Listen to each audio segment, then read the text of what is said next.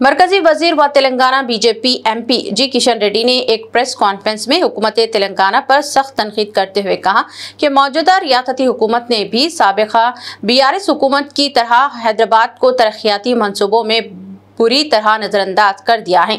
इनका कहना था कि हुकूमत सिर्फ हाईटेक सिटी, गच्चीबौली और चंद मखसूस इलाकों तक महदूद हो चुकी है, जबकि शहर के दिगर हिस्सों में भी बुनियादी सहूलियात का शदीद फुकदान है।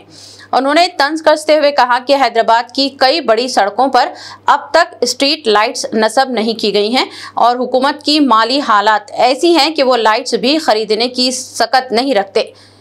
किशन रेड्डी ने यह भी सवाल उठाया कि जब बीजेपी कोई एहतजाज या मुजाहरा करना चाहती है तो कांग्रेस हुकूमत घबराहट का शिकार क्यों हो जाती है। उन्होंने जोर देकर कहा कि अवामी मसाइल पर आवाज उठाना जमहूरी हक है और किसी भी हुकूमत को इससे खौफजदा नहीं होना चाहिए। किशन रेड्डी ने मुतालिबा किया कि हैदराबाद जैसे आलमी शहर की तरक्की को सिर्फ चंद इलाकों तक महदूद न रखा जाए, बल्कि पूरे शहर के साथ इंसाफ किया जाए।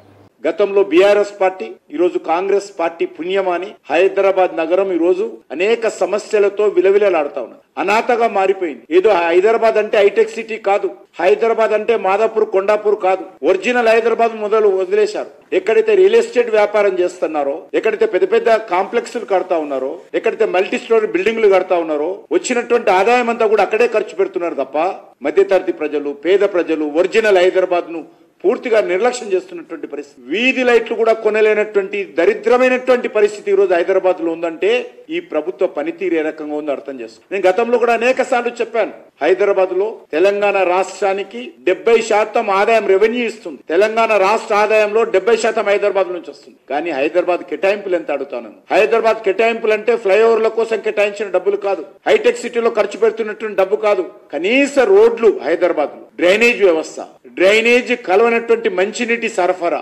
కనీసమైనటువంటి వీధి లైట్లు, ఉన్నటువంటి పార్కులు ఎండిపోకుండా చూడడము, వర్షపు నీరు వెళ్లేటువంటి స్ట్రాంగ్ వాటర్ పైప్ లైన్స్, వరద నీటి పైప్ లైన్లు ఏవైతే ఉంటాయో వాటి సెల్ట్ తీయడం, ఇవి నేను మినిమం అడుగుతాను। ఈ సమస్యలు కూడా హైదరాబాద్ లో పరిష్కారం చేయలేనటువంటి దౌర్భాగ్యమైనటువంటి పరిస్థితి ఈరోజు హైదరాబాద్ లో వచ్చింది।